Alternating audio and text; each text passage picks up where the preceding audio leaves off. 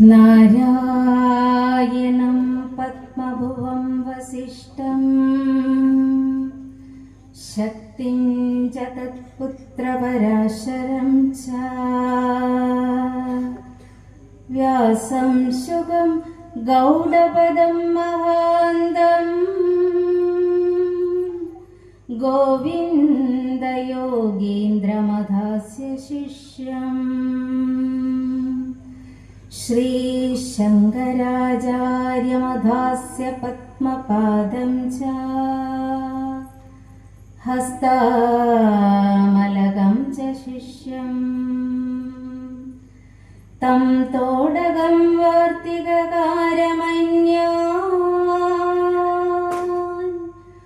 അസ്മദ്ഗുരോൻ സന്തതമാനതോസ്മി. സദാശിവസമാരംഭാം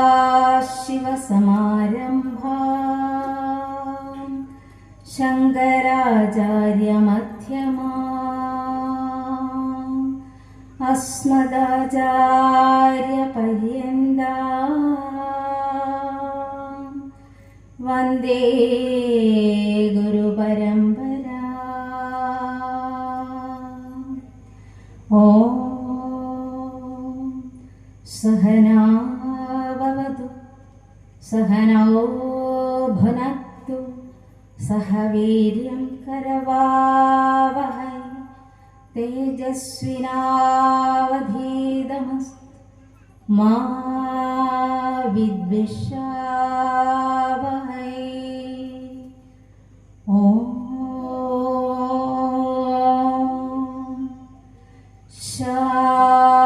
ശാന്തി ശാന്തി ശാന്തി. എല്ലാവർക്കും എൻ്റെ വിനീത പ്രണാമം. ഇന്നിവിടെ നിങ്ങളെല്ലാവരും പ്രതീക്ഷിച്ചിരുന്ന ആളല്ല, ഞാനൊരു പകരക്കാരിയാണ്. എങ്കിലും ഈ ഒരു അവസരം ഒരുക്കി തന്ന ദേവി ഭദ്രാദേവിയുടെയും ഇളങ്കാവ് അമ്മയുടെയും അനുഗ്രഹം ഒരല്പം എന്നിൽ വന്നു ഭവിച്ചതിൽ നിറഞ്ഞ സന്തോഷത്തോടുകൂടി ഇതിനായിട്ട് എന്നെ നിയോഗിച്ച ആശാപ്രദീപിനോടും എന്നെ ഇവിടേക്ക് ക്ഷണിച്ച ശംഭുവിനോടും ഇതിൻ്റെ സെക്രട്ടറി, പ്രസിഡന്റ് തുടങ്ങിയ മറ്റുള്ള എല്ലാ ഭാരവാഹികളോടും എൻ്റെ നന്ദി അറിയിക്കുന്നതോടൊപ്പം ശങ്കര ഭഗവത് പാദരെക്കുറിച്ച് നിങ്ങളൊക്കെ ധാരാളം കേട്ടിട്ടുണ്ടായിരിക്കും. എങ്കിലും അതിൽ നിന്നൊക്കെ വളരെ വ്യത്യസ്തമായിട്ട് അവിടുന്ന് രചിച്ചു തന്ന ഒരു കൃതിയുണ്ട്, മാതൃപഞ്ചകം. അതാണ് നമ്മുടെ ഇന്നത്തെ വിഷയം. മാതൃത്വം, എല്ലാത്തിനും മൂല കാരണമായ ജഗത് ജനനി. നമുക്കൊരമ്മയുണ്ട്, ആ അമ്മയ്ക്ക് ഒരമ്മ, ആ അമ്മയ്ക്കൊരമ്മ. അങ്ങനെ അതിൻ്റെ മൂല കാരണം അന്വേഷിച്ച് ചെന്ന് നിൽക്കുന്നത് ജഗത് ജനനിയിലാണ്. ശക്തിയില്ലെങ്കിൽ ശക്തനില്ല, ശക്തനില്ലെങ്കിൽ ശക്തിയുമില്ല. ഈ പ്രപഞ്ചം നിലനിൽക്കുന്നത് ശക്തിയുടെ പ്രഭാവം കൊണ്ടാണ്. ശങ്കര ഭഗവത് പാദര് പറയും, ബ്രഹ്മസത്യം ജഗത് മിഥ്യ. ബ്രഹ്മം മാത്രമാണ് സത്യമായിട്ടുള്ളത്. എന്താണ് ബ്രഹ്മം? ഈ ബ്രഹ്മം എന്താണെന്ന് അറിയുവാൻ ഒരിക്കലൊരു ശിഷ്യൻ തൻ്റെ ഗുരുവിനോട് ചോദിച്ചു, ഭഗവാനെ, എന്താണ് ബ്രഹ്മം? ബ്രഹ്മം എന്ന് പറഞ്ഞാൽ അത് നാവുകൊണ്ട് ഉച്ചരിക്കാൻ പറ്റില്ല. അത് വളരെ തന്മയത്വമായി ഭഗവാൻ ശ്രീനാരായണ ഗുരുദേവൻ എഴുതി വെച്ചു. പുതുമാങ്കനി പുത്തമൃതേകുളമേ മധുവേ മധുരക്കനിയേ രസമേ വിധിമാധവരാതി തിരഞ്ഞിടുമെൻ പതിയേ പദ പങ്കജമേ ഗതിയേ. എന്താണെന്ന് മനസ്സിലായില്ലെങ്കിൽ ഒന്നുകൂടി ലളിതമാക്കി പറഞ്ഞാൽ, ഗുരു തൻ്റെ ശിഷ്യന്റെ നാവിലേക്ക് ഒരല്പം കൽക്കണ്ടം ഇട്ട് കൊടുത്തിട്ട് ചോദിച്ചു, എങ്ങനെയുണ്ട്? നല്ല മധുരം. എന്താണ് മധുരം? മധുരം എന്താണെന്ന് പറഞ്ഞറിയിക്കാൻ പറ്റില്ല. ആ മധുരത്തെ നുണഞ്ഞ് അറിഞ്ഞവരാണ് നാരായണൻ, പത്മഭുവൻ, വസിഷ്ഠൻ, ശക്തി, പരാശര മഹർഷി തുടങ്ങി ശങ്കരാചാര്യരിൽ കൂടി കടന്നു വന്ന അസ്മദാചാര്യ പര്യന്ത ആധുനിക കാലത്ത് ഋഷിയായ ശ്രീനാരായണ ഗുരുദേവനിൽ എത്തി നിൽക്കുന്ന ഒരു ഋഷി പരമ്പര നമുക്കുണ്ട്. ആ ഋഷികളിൽ, ഋഷി എന്ന് പറഞ്ഞാൽ 3 കാലത്തെയും കടന്നു കാണുവാൻ കഴിയുന്നവനാണ് ഋഷി. ഋഷികളിൽ കവിയുണ്ട്, പക്ഷേ കവികളിൽ ഋഷി ഉണ്ടാകണമെന്നില്ല. അതുകൊണ്ടാണ് ഇത്ര മഹത്തരമായ ഒരു കവിത അല്ലെ അമ്മയെക്കുറിച്ച് നമുക്ക് ഒരു സന്യാസി വര്യൻ എഴുതി തന്നിരിക്കുന്ന ഒരു മഹത്തരമായ കവിത, മാതൃപഞ്ചകം. നമുക്കറിയാം, എത്ര നാരീസ്തു പൂജ്യന്തേ രമന്തേ തത്ര ദേവത. എവിടെയാണോ സ്ത്രീകൾ പൂജിക്കപ്പെടുന്നത് അവിടെ എന്തുണ്ടാകും? എല്ലാ വിധത്തിലുള്ള ഐശ്വര്യം ഉണ്ടാകും. അവിടെയാണ് ആ ദേവതാ സാന്നിധ്യം ഉണ്ടാകുക, അല്ലെങ്കിൽ ഐശ്വര്യം ഉണ്ടാകുക. അപ്പോൾ എല്ലാ കാലത്തും പൂജിക്കപ്പെടേണ്ടവളാണ് സ്ത്രീ എങ്കിൽ നമ്മുടെ ഇന്നത്തെ കാലത്ത് നടക്കുന്ന സംഭവങ്ങൾ സോഷ്യൽ മീഡിയയിൽ കൂടിയൊക്കെ അറിയുന്നവരാണ് നമ്മൾ. പണ്ട് കാലത്ത് അല്ലെങ്കിൽ പൗരാണിക കാലഘട്ടത്തിൽ വിശ്വപ്പര, യാജ്ഞവൽക്കന്റെ ഭാര്യയായിരുന്ന മൈത്രേയി മുതലായിട്ടുള്ള സ്ത്രീ രത്നങ്ങൾ പണ്ഡിത സദസ്സുകളിൽ പങ്കെടുത്ത് അവരുടെ വൈദുഷ്യം തെളിയിച്ചിരുന്നു. പുരുഷന്മാരോടൊപ്പം ഉപനയനത്തിൽ പങ്കെടുത്ത് സന്യാസദീക്ഷ സ്വീകരിച്ച തപസ്വിനികളെയും നമുക്ക് കാണാം. നമുക്കറിയാം, ഒരു യാഗം നടത്തിയാൽ അല്ലെങ്കിൽ ഒരു രാജാവിൻ്റെ കൂടെ എന്നും ഒരു സ്ത്രീ ഉണ്ടായിരിക്കും. രാജാവിനേക്കാൾ ഉയർന്ന തലത്തിലായിരിക്കും അവർ, പക്ഷേ ആ സ്ത്രീയെ അന്നത്തെ സമൂഹം ബഹുമാനിച്ചിരുന്നത്. ശ്രീരാമചന്ദ്രദേവൻ അശ്വമേധയാഗം നടത്തിയപ്പോൾ സീതാ പരിത്യാഗത്തിന് ശേഷമാണ്, നമുക്കറിയാം, ഭഗവാൻ എന്ത് ചെയ്തു? ആ ഒരു കാഞ്ചന സീതയെ ഉണ്ടാക്കി അടുത്ത് വെച്ചിട്ടാണ് ആ യാഗം പൂർത്തിയാക്കിയത്. അതായത് ഒരു കുടുംബം എന്ന് പറയുന്നത് കൂടുമ്പോൾ ഇമ്പം ഉണ്ടാകുന്നതാണ് കുടുംബം. ഒരു പുരുഷനും ഒരു സ്ത്രീയും, അവർ രണ്ടും ചേർന്നാലേ ഒരു കുടുംബം ഉണ്ടാകുകയുള്ളൂ. സ്ത്രീ നന്നായാൽ എല്ലാം നന്നായി. ശ്രീനാരായണ ഗുരുദേവൻ പറയും, സ്ത്രീ നന്നായാൽ എല്ലാം നന്നായി. ശ്രീനാരായണ ഗുരുദേവനെ പോലെയുള്ള, ശങ്കരാചാര്യരെ പോലെയുള്ള, വ്യാസഭഗവാനെ പോലെയുള്ള ഋഷീശ്വരന്മാർ നമുക്ക് പറഞ്ഞു തന്നിട്ടുള്ള അറിവ്, അതെന്തൊക്കെയാണ് എന്ന് കണ്ടും കേട്ടും അറിഞ്ഞും കേട്ടും മനസ്സിലാക്കി നമ്മൾ ഇവിടെ നിന്ന് കടന്നു പോകുമ്പോൾ എന്തെങ്കിലുമൊക്കെ ഇത്രയും ദിവസം ഇവിടെ ഇരുന്ന് പ്രഭാഷണം കേട്ട് വീട്ടിൽ ചെന്ന് അത് പ്രാവർത്തികമാക്കുമ്പോഴാണ് നമ്മുടെ ജീവിതം ധന്യമാകുക. തിരുക്കുറൾ എന്ന് പറയുന്ന ഒരു കൃതിയിൽ പറയും, വസതിക്കൊത്ത ഗുണമുള്ളവളാൽ വരവിൽ സമം വ്യയവും ചെയ്യുക തൻ്റെ വാഴ്ചയ്ക്ക് തുണയാമവൾ. ഇതൊക്കെ ആരെഴുതി വെച്ചതാണ്? സന്യാസ ശ്രേഷ്ഠന്മാർ എഴുതി വെച്ചതാണ്. സന്യാസം എന്ന് പറഞ്ഞാൽ എന്താണ്? സമ്യജ്ഞാസം, സന്യാസം. എല്ലാം ത്യജിച്ചിട്ട് തനിക്ക് പോലും പിണ്ടം വെച്ചതിന് ശേഷമാണ് ഇവർ സന്യാസം സ്വീകരിക്കുക. 4 ആശ്രമങ്ങളുണ്ട്: ബ്രഹ്മചര്യം, ഗാർഹസ്ഥ്യം, വാനപ്രസ്ഥം, സന്യാസം. അതിൽ ബ്രഹ്മചര്യാശ്രമം എന്ന് പറയുന്നത് പണ്ടത്തെ കാലത്ത് ഗുരുകുല വിദ്യാഭ്യാസമായിരുന്നു. ഗുരുകുലത്തിലേക്ക് അയക്കുന്ന ഒരു കുട്ടി എല്ലാം പഠിച്ച് നമ്മളിപ്പോൾ ഒരു യൂണിവേഴ്സിറ്റിയിലേക്ക് പോയി വിദ്യകളൊക്കെ കരസ്ഥമാക്കി വരുന്നത് പോലെ എല്ലാ വിദ്യകളും പഠിച്ചതിന് ശേഷം ഗുരുവിൻ്റെ കീഴിൽ നിന്ന് ഗുരുവിൻ്റെ അനുവാദത്തോടെ പിന്നീട് ഗാർഹസ്ഥ്യ ആശ്രമത്തിലേക്ക് പ്രവേശിക്കുന്നു, പിന്നീട് വാനപ്രസ്ഥത്തിലേക്ക് പോകുന്നു, അത് കഴിഞ്ഞ് സന്യാസത്തിലേക്ക് പോകുന്നു. എന്നാൽ ശങ്കര ഭഗവത് പാദരെ പോലെയുള്ള, ശ്രീനാരായണ ഗുരുദേവനെ പോലെയുള്ള നൈഷ്ഠിക ബ്രഹ്മചാരികൾ, അതായത് ബ്രഹ്മചര്യ ആശ്രമത്തിൽ നിന്ന് തന്നെ അവർ എങ്ങോട്ട് പോയി? സന്യാസാശ്രമത്തിലേക്ക് പോയി. അവര് എന്നിട്ട് നമുക്ക് എഴുതി തന്നു കുടുംബ ബന്ധങ്ങളെ കുറിച്ച്. ശ്രീനാരായണ ധർമ്മത്തില് കുടുംബ ബന്ധം എന്താണ് എന്ന് സന്യാസിയായ ശ്രീനാരായണ ഗുരുദേവൻ എഴുതി വെച്ചിട്ടുണ്ട്. എന്താണ് കുടുംബം? ഒരു കുടുംബത്തില് ഒരു മനുഷ്യൻ, ഒരു വ്യക്തി അനുഷ്ഠിക്കേണ്ടതായിട്ടുള്ള കാര്യങ്ങൾ എന്തൊക്കെയാണ് എന്ന് ഈ ഗുരുക്കന്മാർ നമുക്ക് പറഞ്ഞു തന്നിട്ടുണ്ട്. എന്താണ് ഗുരു? ഗുരു എന്ന് പറഞ്ഞാൽ എന്താണ്? അന്ധകാരത്തെ നീക്കം ചെയ്യുന്നവൻ. ഇരുട്ട് രോധിക്കുന്നത്. അജ്ഞാനതിമിരാന്തസ്യ ജ്ഞാനാഞ്ജന ശലാകയ ചക്ഷുരുന്മീലിതം യേന തസ്മൈ ശ്രീ ഗുരവേ നമഃ. നമുക്കറിയാം, നമുക്ക് എല്ലാവർക്കും മാതൃകയാക്കാൻ പറ്റുന്ന ഒരു കുടുംബമുണ്ട്. അതേതാണ്? ശിവകുടുംബം, ഇല്ലേ?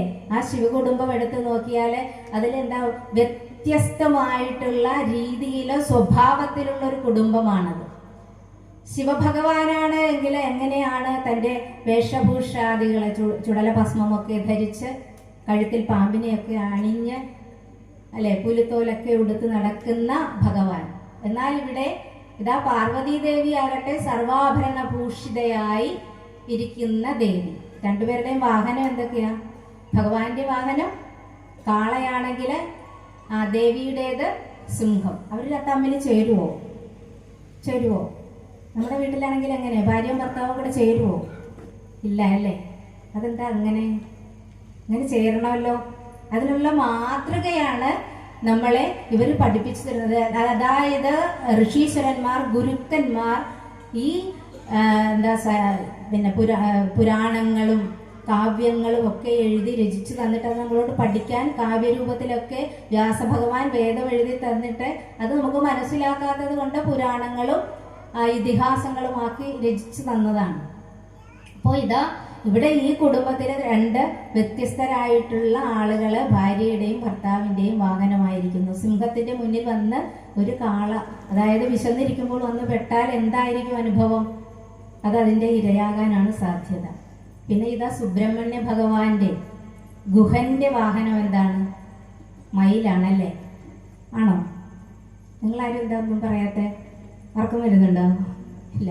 അപ്പോ ആ മയിലിന്റെ വാഹനത്തിലാണ് ഭഗവാന്റെ യാത്ര. പിന്നീട് ആരാ ഉള്ളത്? ഗണപതി, അല്ലെ? ഗണപതിയുടെ വാഹനം എന്താ? എലിയാണ്. അപ്പോ പാമ്പിന്റെ ആഹാരം എന്തായിരിക്കും? എലിയായിരിക്കും, അല്ലെ? അപ്പൊ ഇതങ്ങനെ വ്യത്യസ്തമായ ഓരോരുത്തരും ഇങ്ങനെ വ്യത്യസ്തമായിട്ടുള്ള രീതിയിൽ ഒരേ കുടുംബത്തില് നല്ല സന്തോഷത്തോടു കൂടി കഴിയും. അതെങ്ങനെയാ കഴിയുന്നത്? അങ്ങനെ കഴിയാൻ പറ്റുന്നത് എങ്ങനെയാ? അതിന് അറിവുണ്ടാകണം. അറിവുണ്ടായാൽ പോരാ, തിരിച്ചറിവുണ്ടാകണം. ഈ തിരിച്ചറിവിനായിട്ടാണ് പണ്ട് കാലത്ത് ഗുരു ആരാണെന്നും എന്താണ് എന്നും ഭഗവാനോട് കൈലാസത്തില് ഇങ്ങനെ രണ്ടുപേരും ഒരുമിച്ചിരുന്ന് അവരുടെ ആ ഒരു ധന്യ മുഹൂർത്തത്തില് ദേവി ചോദിക്കുന്നുണ്ട്, അല്ലയോ ഭഗവാനെ, ആരാണ് ഗുരു എന്ന്. അപ്പൊ ആ ഗുരു ആരാണെന്ന് പറഞ്ഞു കൊടുക്കുന്നതാണ് ഗുരുഗീതം.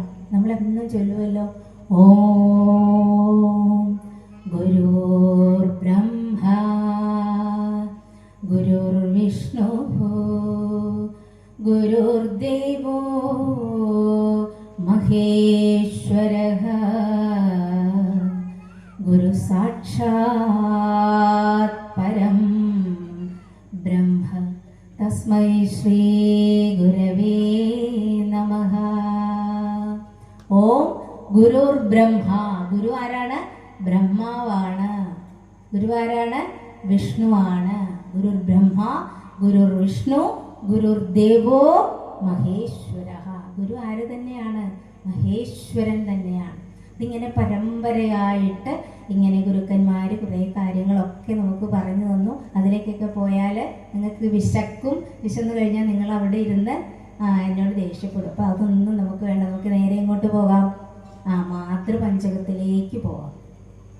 മാതൃപഞ്ചകം എഴുതി തന്നത് നമ്മൾ നേരത്തെ പറഞ്ഞു ആരാണ്? ശങ്കര ഭഗവത് പാദരാണ്. 1788-820 കാലഘട്ടത്തിലാണ് ആര് ജനിച്ചത്? ശങ്കരാചാര്യര് ജനിച്ചത്. എവിടെ? കാലടിയില് കൈപ്പിള്ളി എന്ന് പറയുന്ന ഇല്ലത്ത് ആര്യാമ്പയുടെയും അതേപോലെ ശിവഗുരുവിൻ്റെയും മകനായിട്ട് പിറന്ന ഭഗവാൻ അല്ലെങ്കിൽ ആചാര്യപാദര് അവിടുത്തെ ഒരു ബാല്യകാലത്തിൽ തന്നെ, അതായത് ഉപനയനം നടക്കുന്നതിന് മുമ്പ് തന്നെ പിതാവ് നഷ്ടപ്പെട്ടു. പിന്നെ വളരെ കഷ്ടപ്പെട്ടാണ് ആചാര്യപാദരെ ആര് വളർത്തിക്കൊണ്ടുവന്നത്? അമ്മ വളർത്തിക്കൊണ്ടുവന്നത്. കേവലം 8 വയസ്സുള്ളപ്പോൾ തന്നെ വളരെ കഷ്ടപ്പെട്ട് വളർത്തിക്കൊണ്ടുവന്ന തൻ്റെ പുത്രന് നല്ല ബുദ്ധിശക്തിയും, അതായത് യോഗികളെയും പണ്ഡിതന്മാരെയും ഒക്കെ അത്ഭുതപ്പെടുത്തുന്ന ശക്തി, ബുദ്ധിവിശേഷങ്ങൾ ആർക്കുണ്ടായിരുന്നു? ശങ്കര ഭഗവത്പാദർക്കുണ്ടായിരുന്നു. ഇങ്ങനെ വളർന്നു വരുന്ന സമയത്ത് ഒരു ദിവസം അമ്മയോട് പറഞ്ഞു, അമ്മേ എനിക്ക് സന്യസിക്കാൻ പോകണം. അമ്മ സമ്മതിച്ചില്ല. ഒരു ദിവസം അമ്മയുമായിട്ട് പുഴക്കരയിലേക്ക് പോകുമ്പോൾ ആര്യാമ്പ തളർന്നു വീണു. അപ്പോൾ പുഴക്കരയിലേക്ക് പോകാൻ പറ്റാത്തത് കൊണ്ട് മകൻ പെരിയാറിനോട് പറഞ്ഞു, പൂർണ്ണാനദി എന്ന് കൂടി പെരിയാറിന് പേരുണ്ട്, അങ്ങനെയുള്ള പൂർണ്ണാനദിയോട് പറഞ്ഞു, എൻ്റെ അമ്മയ്ക്ക് ഇനി അങ്ങോട്ട് വരാൻ പറ്റില്ല, നീ എന്ത് ചെയ്യണം, എൻ്റെ ഭവനത്തിന് മുന്നിലൂടെ ഒഴുകണം. അവിടെ നിന്ന് ഗംഗാസ്തവം ചൊല്ലിയപ്പോൾ പെരിയാർ എന്ത് ചെയ്തു? ശങ്കരന്റെ ഭവനത്തിന് മുന്നിലൂടെ ഒഴുകിയെന്നാണ്. പിന്നീട് ഒരു വീട്ടിലെ സന്യാസിയായതിനു ശേഷം ഒരു വീട്ടിലെ ഭിക്ഷയ്ക്ക് ചെന്നപ്പോൾ അവിടുത്തെ അമ്മയ്ക്ക് ഒന്നും കൊടുക്കുവാനില്ലാതെ വിഷമിക്കുന്നത് കണ്ടപ്പോൾ അവിടെ നിന്ന് കനകധാരാ മന്ത്രം ചൊല്ലിയെന്നും സ്വർണ്ണ നെല്ലിക്ക പൊഴിഞ്ഞു. ആ സ്വർണ്ണ നെല്ലിക്ക ആർക്ക് കൊടുത്തു? ആ അമ്മയ്ക്ക് കൊടുത്ത അമ്മയുടെ ദാരിദ്ര്യം മാറ്റിയെന്നൊക്കെയാണ് പറയുന്നത്. ഇങ്ങനെ ഒത്തിരി ഒത്തിരി അത്ഭുതങ്ങൾ കാണിച്ചിട്ടുണ്ട്. പിന്നെ പറയുന്നുണ്ട്, പത്മപാദര എന്ന് പറയുന്നൊരു ശിഷ്യനുണ്ടായിരുന്നു, ശുഗമഹർഷിയുടെ ശിഷ്യനായിട്ട്. പിന്നീട് അത് നമുക്ക് പിന്നീട് വരാം, ഇങ്ങോട്ട് വരാം. അങ്ങനെ കുറച്ചു കാലം കഴിഞ്ഞു. അമ്മയോട് അനുവാദം ചോദിച്ചു മടുത്തു. പിന്നെ തനിക്കെന്താ ചില സിദ്ധിവിശേഷങ്ങളൊക്കെ ഉണ്ട്.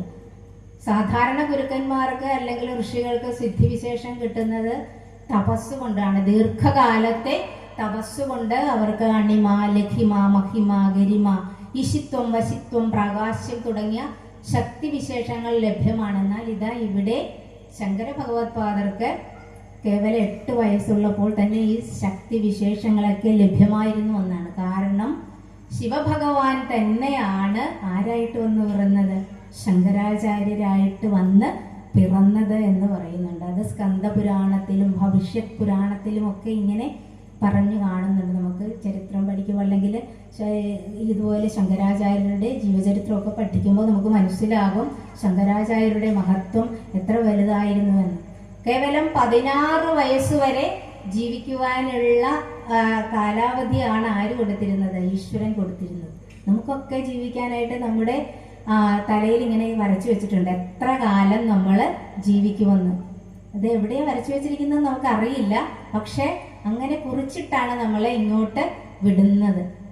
എങ്ങനെയാണ് നമ്മൾ ഈ ഭൂമിയിലേക്ക് വന്ന് പിറക്കുന്നത്? ഒരമ്മയുടെ ഗർഭപാത്രത്തിനുള്ളിലാണ് വന്ന് പിറക്കുന്നത് അല്ലേ? ഗുരുദേവൻ പറയും, രേതസ്സു തന്നെ ഇതു രക്തമുടും കലർന്നു നാദം തിരണ്ടുരുവതായി നടുവിൽ കിടന്നേ മാതാവുമില്ല അവിടെ അന്നു പിതാവുമില്ലൻ താതൻ വളർത്തിയവനാണിവനിന്നു ശംഭോ. ഇവിടെ ഒരു ശംഭു ഉണ്ടല്ലേ? ആരാ ശംഭു? നമ്മുടെ എല്ലാവരുടെയും പ്രിയപ്പെട്ട ശംഭു. ആരാ ശംഭു? മംഗളത്തെ തരുന്നവനാണ് ശംഭു. മക്കൾക്ക് നല്ല നല്ല പേരിടും ശംഭു എന്ന് അല്ലേ? ശിവന്റെ ഒരു പര്യായമാണ്. എനിക്കുണ്ട് 2 മക്കൾ, ഒന്ന് സനന്ദൻ, ഒന്ന് സനത്കുമാർ. ബ്രഹ്മാവിന്റെ മാനസപുത്രന്മാർ 4 പേരാണ്. സനക, സനന്ദ, സനത്കുമാർ. ഞങ്ങൾ 2 പേരെ ഇനി എടുത്തു കേട്ടോ. ബാക്കി ഇനി 2 പേരുണ്ട്, ആർക്കെങ്കിലും വേണമെങ്കിൽ എടുക്കാം. അപ്പൊ നല്ല പേരെടുക്കണം. ഗുരുക്കന്മാർ പറയും കേൾക്കാൻ സുഖമുള്ള പേര് വേണം, നല്ല അർത്ഥമുള്ള പേരിടണം മക്കൾക്ക്. നമ്മളിപ്പോഴത്തെ പേരെങ്ങനെയാ? അച്ഛൻ്റെ പേര് കൃഷ്ണൻ, അമ്മയുടെ പേര് മിനി. ആദ്യത്തെ അക്ഷരം ചേർത്ത് വെച്ച് നമ്മൾ മക്കൾക്ക് പേരിടും. അതെന്താണെന്നൊന്നും നമ്മൾ ആലോചിക്കാറില്ല. അതാണ് ഇപ്പോഴത്തെ ഒരു സ്റ്റൈല്. എന്താണെന്നൊന്നും ചോദിക്കരുത്. അപ്പോൾ എങ്ങനെയാണ് നമ്മൾ ഓരോരുത്തരും അമ്മയുടെ ഗർഭപാത്രത്തിൽ വന്ന് പിറന്നത്? രേതസ്സു തന്നെ ഇത് രക്തമൊടും കലർന്ന്, അച്ഛനിൽ നിന്ന് വന്ന സൂക്ഷ്മത്തിൽ സൂക്ഷ്മമായ രേതസ്സും അമ്മയുടെ അണ്ടവും ചേർന്നു. മാത്രമല്ല വീണ്ടും എന്തുകൂടി വേണം? നാദം കൂടി തിരളണം. ഈശ്വര ചൈതന്യം കൂടി ചേർന്നാലേ ആരുണ്ടാവുകയുള്ളൂ? ഒരു കുഞ്ഞു സംജാതമാവുകയുള്ളൂ. ഋതുകാലത്ത് യഥാസമയം ഗർഭധാനം നടന്നാൽ ഒറ്റ രാത്രി കൊണ്ടത് കലലമാകും, 7 ദിവസം കൊണ്ടത് ബുദ്ബുദമാകും, 15 ദിവസം കൊണ്ടത് പിണ്ടാകാരമാകും, 1 മാസം കൊണ്ടത് കഠിനമാകും. പിണ്ടാകാരമാകുമ്പോൾ തുടങ്ങും നമ്മുടെ യാത്ര, അല്ലേ? രേതസ്സും രക്തവും ഈശ്വരന്റെ ചൈതന്യവും കൂടി ചേർന്നതിന് ശേഷം നമ്മുടെ യാത്ര അവിടെ തുടങ്ങുകയാ. നമ്മുടെ ബർത്ത്ഡേ അന്നാണ്, അല്ലാതെ നമ്മൾ ജനിച്ച് പിറന്ന് അമ്മയിൽ നിന്ന് പുറത്തേക്ക് വന്ന ദിവസമല്ല നമ്മുടെ ബർത്ത്ഡേ. അപ്പോൾ ആ അമ്മയുടെ ഗർഭപാത്രത്തിൽ വെച്ച് തന്നെ നമ്മുടെ എല്ലാ കാര്യങ്ങളും, നമ്മുടെ സമ്പത്ത്, നമ്മുടെ വിദ്യാഭ്യാസം, നമ്മുടെ അറിവ്, നമുക്ക് എന്തെന്തൊക്കെയാണ്, നമ്മുടെ മരണം എല്ലാം എവിടെ തന്നെ ചേർത്ത് എഴുതി വെച്ചിട്ടുണ്ട്. ആ അമ്മയുടെ ഗർഭപാത്രത്തിലേക്ക് ഭഗവാൻ ഈ മണ്ണും ജലം കനലും അമ്പരമോട് കാറ്റും എന്ന് പറയും. ഏതൊക്കെയാണ്? പഞ്ചഭൂതങ്ങളെ നമ്മുടെ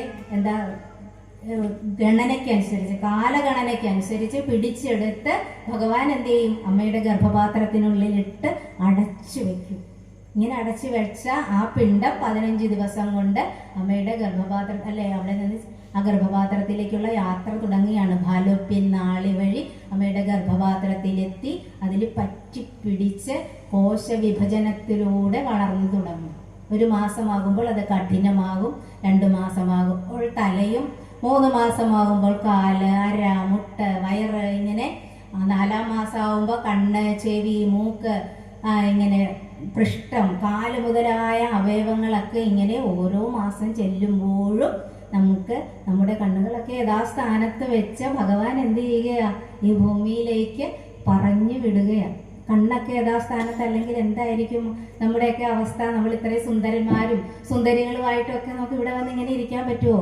ഇല്ല. ഏറ്റവും നല്ല ബുദ്ധിയുള്ള ആൾക്കാരാണ് നമ്മൾ ഇങ്ങനെ അഹങ്കരിക്കുമ്പോൾ ശങ്കരൻ പറയും, ജന്തൂനാം നരജന്മം ദുർലഭത പുംസ്തത്വം തതോ വിപ്രദ വൈദിക കർമ്മപരത വിത്വസ്തം അസ്മാത് പരം ആത്മാനാത്മ വിവേചനം സ്വാനുഭവോ സംസ്ഥിതിർ മുക്തിർനോ ശതകോടി പുണ്യം വിനാ ലഭ്യതേ. ജന്തൂനാം നരജന്മം ദുർലഭത. ജന്തുക്കളായിട്ട് അല്ലെങ്കിൽ മനുഷ്യരായിട്ട് ജനിക്കുക എന്നുള്ളത് വളരെ കഷ്ടപ്പാട് നിറഞ്ഞൊരു കാര്യമാണ്. നമ്മൾ പൂർവ്വജന്മത്തിൽ ചെയ്ത സുഹൃതത്തിന്റെ ഫലമായിട്ടാണ് നമുക്ക് എന്ത് ലഭിക്കുക? മനുഷ്യജന്മം ലഭിക്കുക. ഏതാണ്ട് 84 ലക്ഷത്തിൽ പരം പക്ഷിമൃഗാദികളും വൃക്ഷലതാദികളും ഒക്കെ ആയിട്ട് ജനിച്ചതിന് ശേഷമാണ് പരമപവിത്രമായിട്ടുള്ള മനുഷ്യജന്മം നമുക്ക് ലഭിക്കുന്നത്. അല്ലെ, നമ്മൾ കേട്ടിട്ടില്ലേ? എത്ര ജന്മം ജലത്തിൽ കഴിഞ്ഞതും എത്ര ജന്മം മലത്തിൽ കഴിഞ്ഞതും എത്ര ജന്മം മരങ്ങളായി നിന്നതും എത്ര ജന്മം മൃഗങ്ങൾ പശുക്കളായി എത്ര പണിപ്പെട്ടു മാതാവിൻ ഗർഭപാത്രത്തിനുള്ളിൽ കടന്നു നാം. വളരെ കഷ്ടപ്പാടാന്ന് പറയുന്നത്. ഇങ്ങനെ മനുഷ്യജന്മം കിട്ടിയിട്ട് ഒരു മനുഷ്യനായിട്ട് ഈ ഭൂമിയിൽ വന്നു പിറക്കാൻ. അതിന് ഭഗവാൻ ശ്രീനാരായണ ഗുരുദേവൻ പറയും, അന്നുള്ള വേദന മറന്നതു നന്നുണർന്നാൽ ഇന്നിഞ്ഞു തന്നെരിയിൽ വീണു മരിക്കുമയ്യോ. പൊന്നപ്പരന്നു പൊറിവാതിലൊരഞ്ചുമിട്ടു തന്നിട്ടു തന്നെ ഇതും എന്നറിയുന്നു ശംഭോ. പൊന്നപ്പനെ, നമ്മൾ ഈശ്വരനോട് നമുക്ക് ഏറ്റവും ഇഷ്ടം വരുമ്പോൾ നമ്മൾ എന്താ വിളിക്കുക? എൻ്റെ പൊന്നേന്ന് വിളിക്കും, അല്ലേ? മക്കളെ എങ്ങനെ വിളിക്കാറുണ്ട്? എൻ്റെ പൊന്നേന്ന്. ഭർത്താക്കന്മാരെ വിളിക്കാറുണ്ടോ? എൻ്റെ പൊന്നേന്ന് വിളിക്കാറുണ്ടോ? ഇത് വേറെ വല്ലതാണോ വിളിക്കാറുള്ളത്? അങ്ങനെയൊക്കെ വിളിക്കണമെങ്കിൽ എന്ത് വേണം? നല്ല അറിവ് വേണം. ഇതേപോലെയുള്ള സത്സംഗങ്ങളിലൊക്കെ വന്നിരുന്ന് നല്ല കാര്യങ്ങളൊക്കെ കേട്ടിട്ട് വീട്ടിൽ ചെന്ന് അത് അനുവർത്തിക്കുമ്പോഴാണ് നമുക്ക് അങ്ങനെ ഒരു കാര്യം ചെയ്യാൻ തോന്നുന്നത്. അപ്പോൾ പറയും, ഗുരുക്കന്മാർ നമുക്ക് പറഞ്ഞു തരും, രാവിലെ എഴുന്നേൽക്കുമ്പോൾ എന്ത് ചെയ്യണം? ഈശ്വരനെ തൊഴുന്നതിന് മുമ്പ് ഭർത്താവിന്റെ കാലിൽ തൊട്ട് നമസ്കരിച്ചാൽ അവൾ മഴ പെയ്യണം എന്ന് പറഞ്ഞാൽ എന്ത് ചെയ്യും? മഴ പെയ്യും. ആരും ഇവിടെ ഇരുന്ന് ഇപ്പോൾ മഴ പെയ്യണമെന്ന് പ്രാർത്ഥിക്കരുത് കേട്ടോ. രാവിലെ എഴുന്നേൽക്കുമ്പോൾ എന്ത് ചെയ്യണം? ഭർത്താവിൻ്റെ കാലിലൊന്ന് തൊട്ട് നമസ്കരിക്കണം. ഇപ്പോഴത്തെ പിള്ളേരെങ്ങനെ ഇവിടെ ഇരുന്ന് കേൾക്കാണ് പറയും. പിന്നെ ഭർത്താവിൻ്റെ കാലിൽ തൊട്ട് നമസ്കരിക്കാൻ അദ്ദേഹം എന്താ ഈശ്വരനാണോ എന്ന് ചോദിക്കും. ഇല്ലേ? ഈശ്വരനല്ലേ? ഈശ്വരനാണ്. ഈ പ്രപഞ്ചത്തിലെ സകല ചരാചരങ്ങളിലും നിറഞ്ഞു നിൽക്കുന്നത് എന്ത് തന്നെയാണ്? ഈശ്വര ചൈതന്യമാണല്ലേ. മീനായതും ഭവതി മാനായതും ജനനി നീനാഗവും നഗഖഗം താനായതും ധര നദീനാരിയും നരനും ആനാഗവും നരകവും നീനാമരൂപമതിൽ നാനാവിധ പ്രകൃതി മാനായി നിന്നറിയുമീ ഈ ഞാനായതും ഭവതി ഹേ നാദരൂപിണി അഹോ നാടകം നിഖിലവും.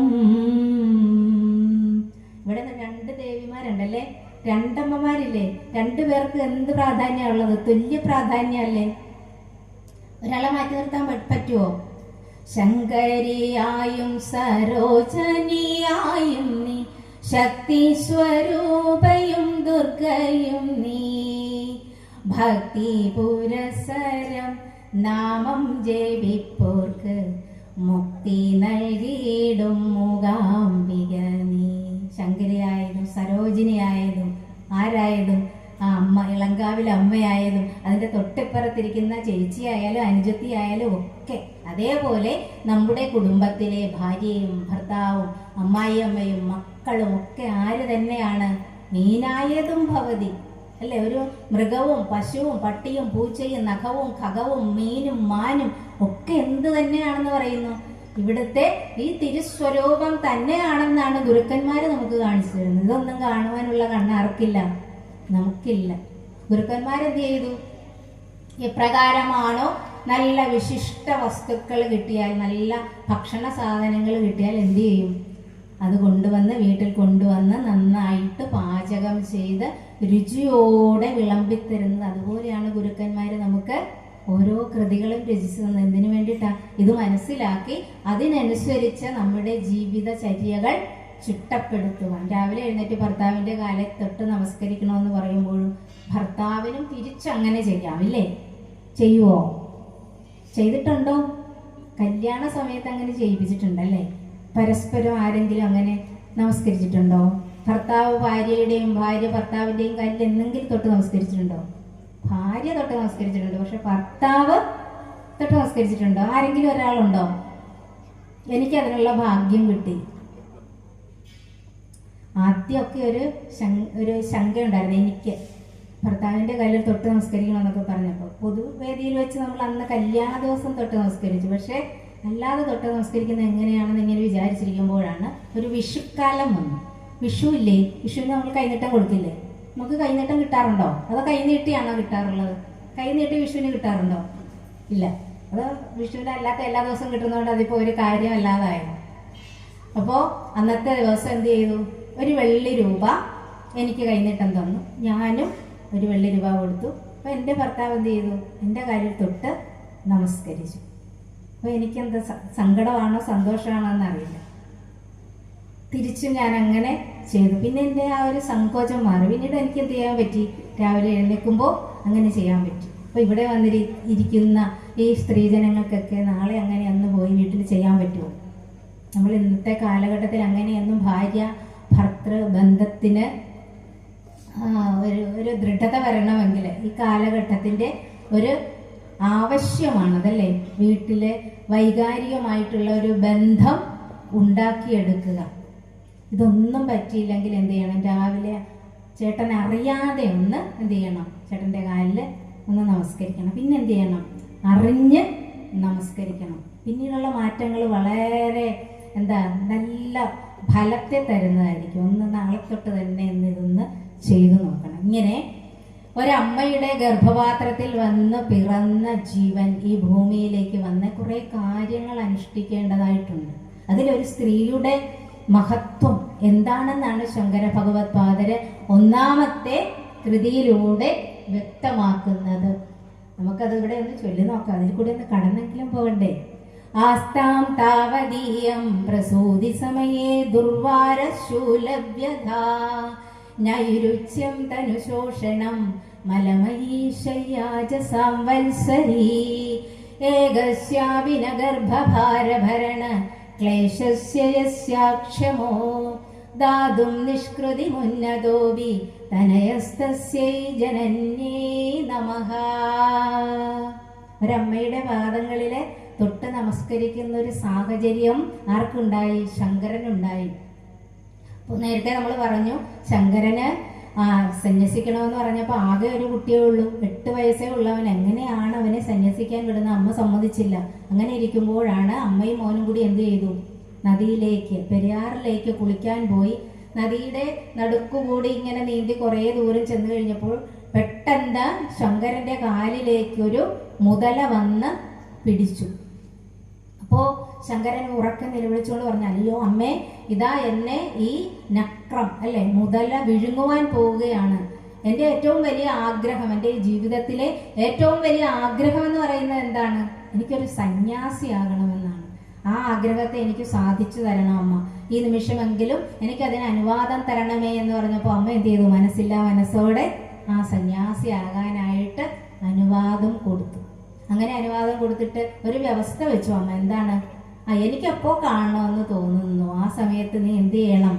വരണം. അങ്ങനെ ശങ്കരൻ ഇങ്ങനെ സന്യാസിയായിട്ട് പോകുന്നു. ശൃംഗേരിയിൽ ഇരിക്കുന്ന സമയത്താണ് തൻ്റെ അമ്മയ്ക്ക് തന്നെ കാണണമെന്നിത് ആഗ്രഹിക്കുന്നു. താനിപ്പോൾ അവിടെ ചെല്ലേണ്ടതായിട്ടുണ്ട് എന്ന് മനസ്സിലായ ശങ്കരൻ എന്ത് ചെയ്തു? തിരിച്ച് അമ്മയുടെ സമീപത്തേക്ക് വന്നപ്പോൾ അമ്മ വളരെ അവശയായി കിടക്കുന്നു. ഈ സമയത്ത് തൻ്റെ അമ്മയുടെ ശിരസ് മടിയിലേക്ക് എടുത്തു വെച്ച് ഇടത് കൈ ഹൃദയത്തോട് ചേർത്ത് വെച്ച് അമ്മയുടെ കാതില് താരക മന്ത്രം ഉപദേശിച്ചു കൊടുത്തുകൊണ്ട് എഴുതിയ കൃതിയാണെന്ത്?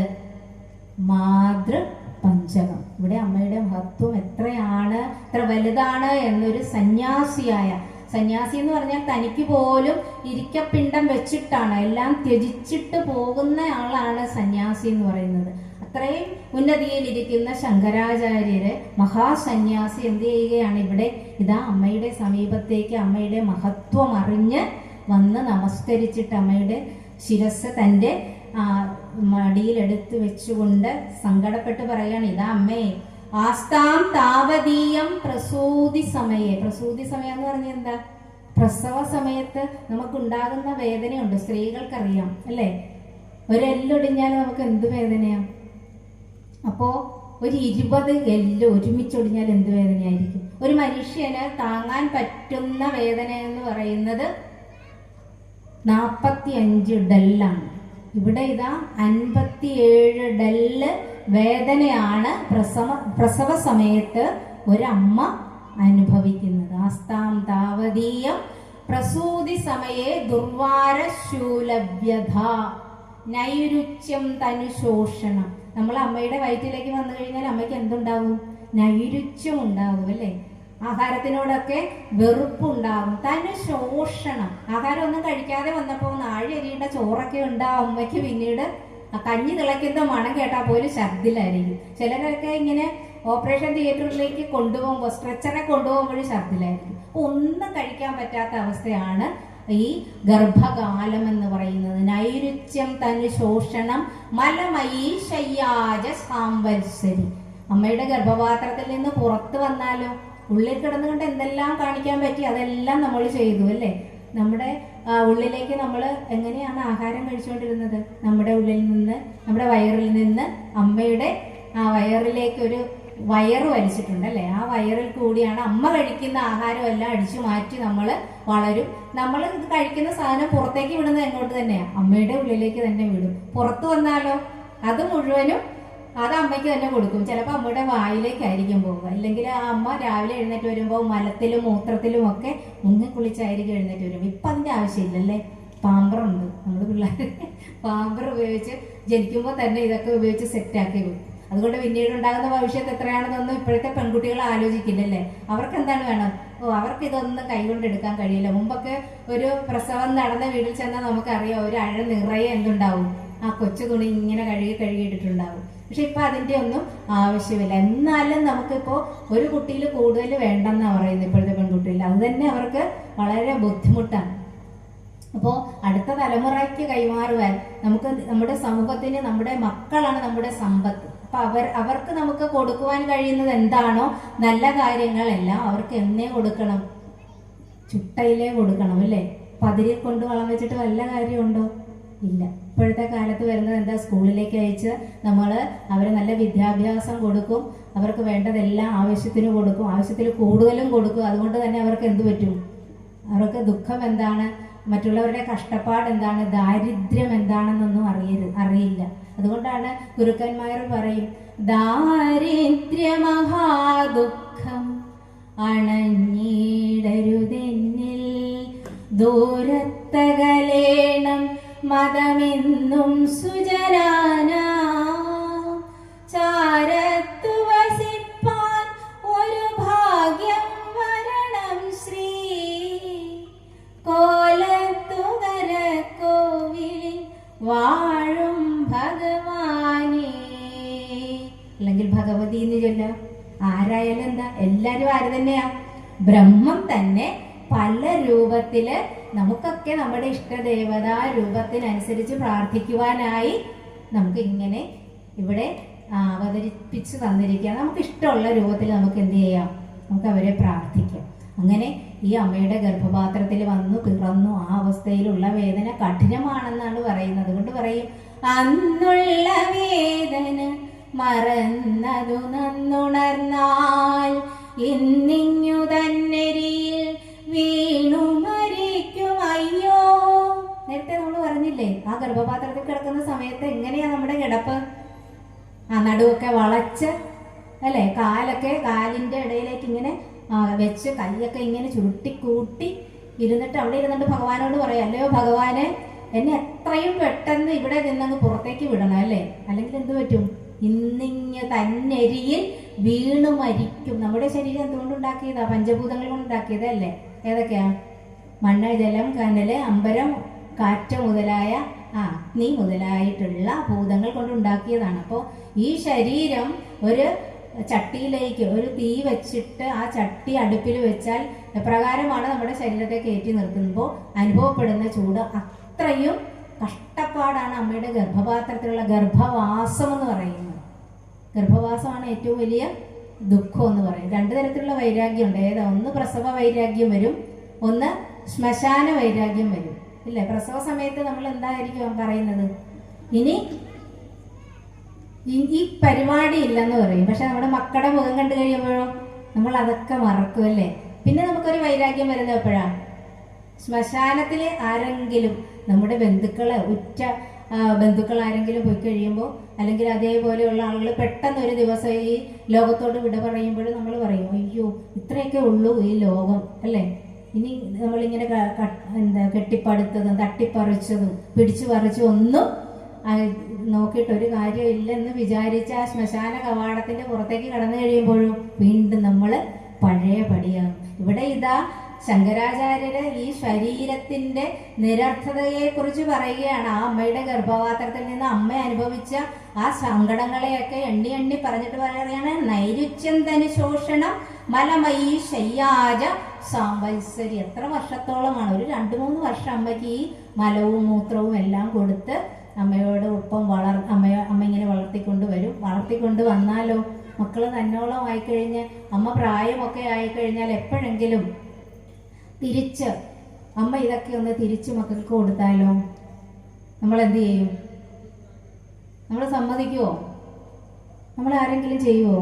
അമ്മയുടെ മലവും മൂത്രവും സന്തോഷത്തോടു കൂടി എടുക്കുന്ന എത്ര മക്കളുണ്ട് ഇന്നത്തെ കാലത്ത്?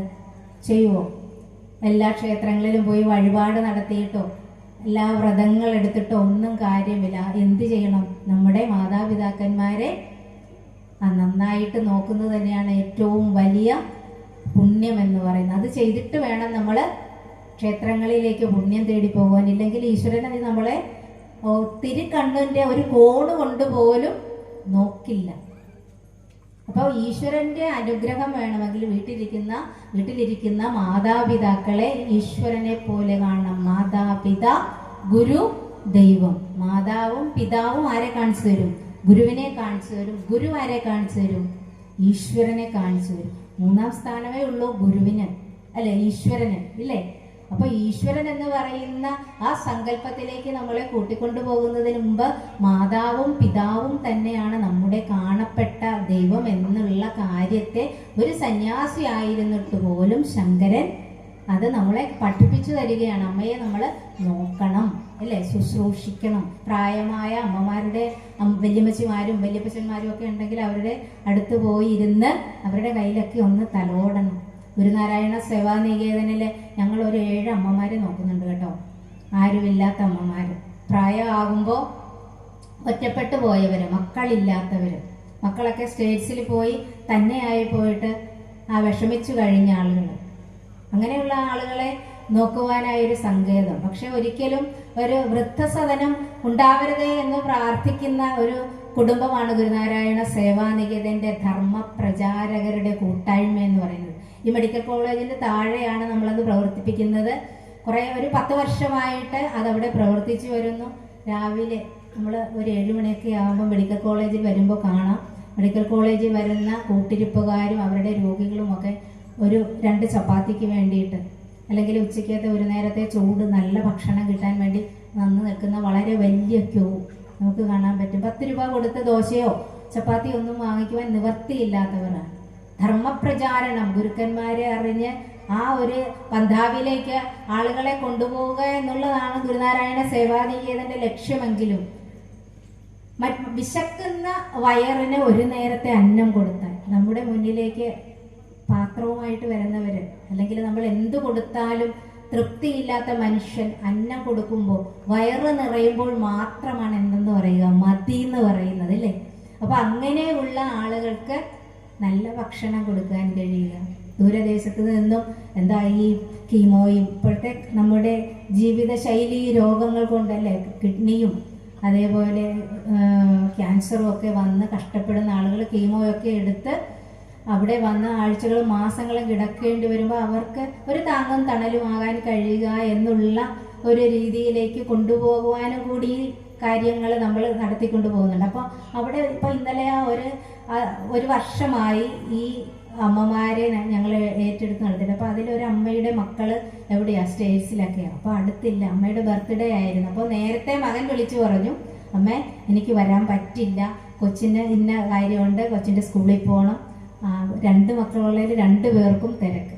അപ്പോൾ ഞങ്ങൾ പറഞ്ഞു, ഞങ്ങളാരും മക്കളല്ലേ അമ്മയുടെ, അമ്മ ഒരു കാര്യം ചെയ്യും, അമ്മയുടെ ബർത്ത്ഡേ ഞങ്ങൾ ആഘോഷിക്കാൻ പോവുകയാണെന്ന് പറഞ്ഞ് അമ്മയെ എന്ത് ചെയ്തു, ഒരു കസേരയിലിരുത്തി അമ്മയുടെ കഴുത്തിൽ ഒരു മാലയൊക്കെ ഇട്ട് കുറച്ച് പുഷ്പങ്ങൾ കൊണ്ട് അമ്മയുടെ പാദ പൂജ ചെയ്തു. അപ്പോൾ ആ അമ്മയുടെ കണ്ണിൽ നിന്ന് കണ്ണുനീരിങ്ങനെ ധാരധാരയായിട്ട് ഒഴുകുന്നത് കാണാമായിരുന്നു. ഇന്നത്തെ കാലത്ത് നിങ്ങളാരെങ്കിലും കണ്ടിട്ടുണ്ടോ അങ്ങനെ എവിടെയെങ്കിലും ചെയ്ത്?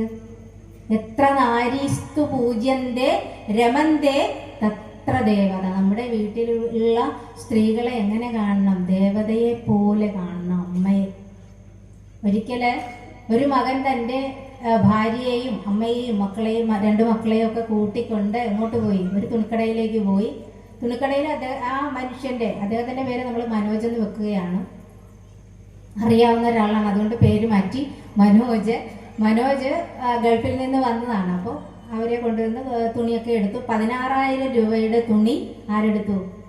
മകൻ എടുത്തു. അപ്പോൾ കൂട്ടുകാരൻ ചോദിച്ചു, അമ്മയ്ക്ക് തുണി എടുക്കുന്നില്ലേ? അപ്പോൾ എന്തു പറഞ്ഞു മകൻ? അമ്മയ്ക്ക് ഞാൻ വിഷുവിന് തുണി എടുത്ത് കൊടുത്തതാണ്, അമ്മയുടെ കാര്യങ്ങളൊക്കെ ഞാനാ നോക്കുന്നത്, പിന്നെ മറ്റേ മകനുണ്ടല്ലോ അവൻ ഇനി നോക്കിക്കോളൂ എന്ന് പറഞ്ഞു. പിന്നെ എന്തിനാടാ നീ അമ്മയെ കൂട്ടിക്കൊണ്ട് വന്നത് എന്ന് കൂട്ടുകാരൻ ചോദിച്ചപ്പോൾ എന്തു പറഞ്ഞു? അത് ഈ കുട്ടികളുണ്ടല്ലോ അവരിതെല്ലാം വലിച്ചു വാരിയൊക്കെ ഇടും, അതുകൊണ്ട് എന്ത് ചെയ്യുക, ഞാൻ അമ്മയെ കൂട്ടിക്കൊണ്ട്, അമ്മയുള്ളപ്പോഴാണെങ്കിൽ അമ്മ അതങ്ങ് നോക്കിക്കോളും, ഞങ്ങൾക്ക് സ്വസ്ഥമായിട്ട് തുണിയെടുക്കാൻ പറ്റും, ഇല്ലേ? ഓരോ കുടുംബവും എടുത്ത് നോക്കിയാൽ ഇങ്ങനെ മക്കളെ വളർത്തുവാനായിട്ട്, അല്ലെ? നമ്മൾ വഴിയെ കൂടെ പോകുമ്പോൾ കാണാം, സ്കൂൾ ബസ് കയറ്റിവിടാൻ പുറകിലൊരു ബാഗൊക്കെ തൂക്കി നമ്മൾ നമ്മുടെ ഇനി അടുത്ത തലമുറ അങ്ങനെയാണ് അല്ലേ. അവരെ കൊണ്ട് സ്കൂളിൽ വിടാനും മക്കളെ നോക്കാനും മാത്രമുള്ള ജന്മങ്ങളായി പോകരുത് നമ്മൾ അമ്മമാരല്ലേ. അമ്മയുടെ മഹത്വം എന്താണ് എന്ന് ശങ്കരാചാര്യർ ഈ കൃതിയിൽ കൂടി നമുക്ക് പറഞ്ഞു തരുമ്പോൾ, ഇതാ ഇവിടെ നോക്ക്, ഈ മനോജ് വീട്ടിൽ വന്നപ്പോൾ അച്ഛൻ അല്ലേ, അമ്മയുടെ ഭർത്താവ് ചോദിച്ചു, ഭക്ഷണമെല്ലാം കഴിഞ്ഞ് കിടന്നപ്പോൾ അമ്മ ഭിത്തിയോട് തിരിഞ്ഞ് കിടന്ന് കരയുകയാണ്. അപ്പോൾ അച്ഛൻ ചോദിച്ചു, നീ തുണി എടുക്കാൻ പോയിട്ട് നിനക്ക് തുണിയൊന്നും എടുത്തില്ലേ? അപ്പോൾ അമ്മ കുനിഞ്ഞിരുന്നുണ്ടോ, മുഖം കൊടുക്കാതെ. അങ്ങനെയാണല്ലോ, നമുക്ക് കള്ളത്തരം സങ്കടം വന്നു കഴിഞ്ഞാൽ നമ്മൾ എന്ത് ചെയ്യും? കുനിഞ്ഞിരിക്കും അല്ലേ. നേരെ നോക്കുവോ? സങ്കടം വന്നാൽ നേരെ നോക്കിയാണോ വഴക്ക് പിടിക്കുന്നത് ഭർത്താവിനോട്? അല്ലല്ലോ. അപ്പോൾ കുനിഞ്ഞിരുന്നിട്ട് തിരിഞ്ഞു കിടന്ന് കരയുകയാണെന്ന് അച്ഛന് മനസ്സിലായി. പറഞ്ഞു, ഓ എനിക്കിഷ്ടം പോലെ ഉണ്ടല്ലോ, എനിക്ക് വേണ്ട, എന്നാലും എൻ്റെ കുട്ടി അല്ലേ. അമ്മയ്ക്ക് സങ്കടം വന്നു, എന്നാലും എൻ്റെ കുട്ടി. ആ അമ്മയ്ക്ക് എത്ര ഡ്രസ്സ് ഉണ്ടായിക്കോട്ടെ അല്ലേ, ചിലപ്പോൾ അലമാരി നിറച്ചുണ്ടാവും, പക്ഷെ മക്കളെടുത്ത് കൊടുക്കുന്ന ഒരു കോടി അത് അവരാഗ്രഹിക്കും എപ്പോഴായാലും അല്ലെ. അവരുടെ മനസ്സിൽ അങ്ങനെ ഒരു ഇഷ്ടം ഉണ്ടായിരിക്കും, എൻ്റെ കുഞ്ഞെനിക്കൊരു തുണി എടുത്ത് തന്നല്ലോ എന്നുള്ള ഒരു ഇത്. അപ്പോൾ അച്ഛൻ എന്താ പറയുക, സാരമില്ല, നമ്മുടെ മക്കളല്ലേ, നീ അതങ്ങ് ക്ഷമിച്ചിടണം. അതാണ് ഒരച്ഛൻ്റെയും അമ്മയുടെയും മനസ്സ്. നമ്മൾ അറിയാതെ പോലും അവരുടെ മനസ്സിൽ നിന്ന് ഇങ്ങനെ ഒരു സങ്കടത്തിൻ്റെ ഒരു തുള്ളി കണ്ണുനീര് നമ്മുടെ കുടുംബത്ത് വീണാൽ നശിച്ചു പോകും, ഒരിക്കലും ഗതി പിടിക്കില്ല. എന്തിനാ? നമുക്ക് നമ്മുടെ ഭർത്താക്കന്മാരെ കിട്ടിയത് എങ്ങനെയാ? അവർ ഉണ്ടായിരുന്നത് കൊണ്ടല്ലേ, ഇല്ലെങ്കിൽ നമുക്ക് കിട്ടുമായിരുന്നോ? ഇനി എത്ര നാള് അവർ ജീവിച്ചിരിക്കും നമ്മുടെ കുടുംബത്തിൽ? അപ്പോൾ അവർക്ക് എത്രയൊക്കെ സുഖവും സന്തോഷവും ഒക്കെ കൊടുക്കാൻ പറ്റുമോ അത്രയും നമ്മൾ കൊടുക്കണം. ഇപ്പോഴത്തെ കാലത്തെ കുട്ടികൾക്കൊന്നും അടുക്കള പണി അറിയില്ല, അറിയാവോ? ഇല്ല. ഇതൊക്കെ ചെയ്യുന്ന ആരാ? അമ്മയാ. അപ്പോൾ ജീവിതത്തിൻ്റെ നല്ലൊരു ഭാഗവും മാടിനെ പോലെ പണിയെടുത്ത് അവസാനം ഓർക്കും, മക്കളെയൊക്കെ കെട്ടിച്ചു കഴിഞ്ഞിട്ട് എനിക്കൊന്ന് സ്വസ്ഥമായിട്ട് ഇരിക്കാമെന്ന് വിചാരിക്കും. പക്ഷെ എന്താ സംഭവിക്കുന്നത്? നേരെ തിരിച്ച്. ഇത്രയും നാളും എന്തെങ്കിലും കഴിച്ചാൽ കഴിച്ചു, കഴിച്ചില്ല. പക്ഷെ ഇനി അത് നടക്കില്ല അല്ലേ. വരുന്ന പെൺകുട്ടികൾ എന്ത് ചെയ്യണം? അവരെ മക്കളെ പോലെ കരുതണം. ഇപ്പോഴത്തെ അമ്മായിയമ്മമാരൊക്കെ അങ്ങനെയാണോ? എനിക്കറിയില്ല, ഞാൻ അമ്മായിയമ്മ ആയില്ല, ആകാൻ പോകുന്നേ ഉള്ളൂ. എന്നിട്ട് പറയാം. എങ്കിലും നമുക്ക് രണ്ടാമത്തെ ശ്ലോകത്തിലേക്ക് പോകാം. ഗുരുകുലമുപസൃത്യ സ്വപ്നകാലേതു ദൃഷ്ട്വാ യദി സമുചിതവേഷം പ്രാരുതോ മാം ത്വമുച്ഛൈ ഗുരുകുലമത സർവം പ്രാരുദത്തെ സമക്ഷം സദവിചരണയോസ്തേ മാതരസ്തു പ്രണാമഃ. എന്താ ഒന്നാമത്തെ ശ്ലോകത്തിൽ എന്താ പറഞ്ഞത്? ആ അമ്മ അനുഭവിച്ച കഷ്ടപ്പാടുകളൊക്കെയാണ്. അപ്പോൾ ശങ്കരനെ എന്ത് ചെയ്തു? ഗുരുകുലത്തിൽ കൊണ്ട് ആക്കി. പണ്ട് കാലത്ത് ഗുരുകുല വിദ്യാഭ്യാസമായിരുന്നു എന്ന് പറഞ്ഞല്ലോ. അപ്പോൾ ആ ഗുരുകുലത്തിലെ കൊണ്ട് വിട്ടു കഴിഞ്ഞപ്പോൾ അമ്മ ഒരു ദിവസം എന്ത് ചെയ്തു? ഒരു സ്വപ്നം കണ്ടു. നമ്മൾ കാണുന്ന സ്വപ്നം എന്തായിരിക്കും? നമുക്ക് ലോട്ടറി അടിച്ചെന്നാണോ നമ്മൾ സ്വപ്നം കാണുക? എന്നാൽ നമുക്ക് നല്ല സന്തോഷമായിരിക്കും അല്ലേ. ആ ലോട്ടറിയുടെ ഒരു നമ്പർ മാറിപ്പോയെന്നറിഞ്ഞാലോ നമുക്ക് സങ്കടം വരും അല്ലേ. നമുക്ക് സുഖവും ദുഃഖവും ഒക്കെ എന്താണെന്നാണ് ഗുരുക്കന്മാർ നമുക്ക് പറഞ്ഞ അനുഭവകാലം പോയാൽ സമമിഹ നാരായണ ജയ.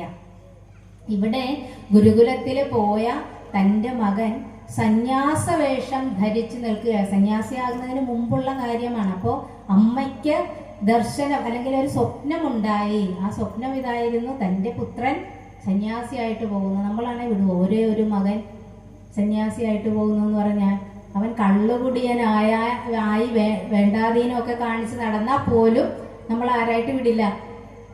സന്യാസിയായിട്ട് വിടില്ല അല്ലേ. പണ്ട് വിവേകാനന്ദ സ്വാമികളെ തൻ്റെ അമ്മ ചോദിച്ചു, നിനക്ക് ആരാകണമെന്ന് ചോദിച്ചപ്പോൾ വിവേകാനന്ദൻ എന്തു പറഞ്ഞു? എനിക്ക് ഒരു നല്ല കുതിരക്കാരനാകണം എന്ന് പറഞ്ഞു. കുതിരക്കാരൻ.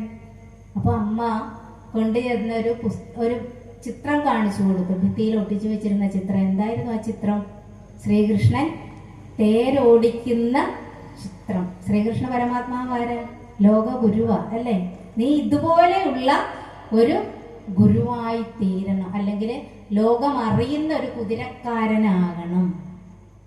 നമ്മൾ കേട്ടിട്ടില്ലേ തോമസ് ആൽവ എഡിസനെ കുറിച്ച്?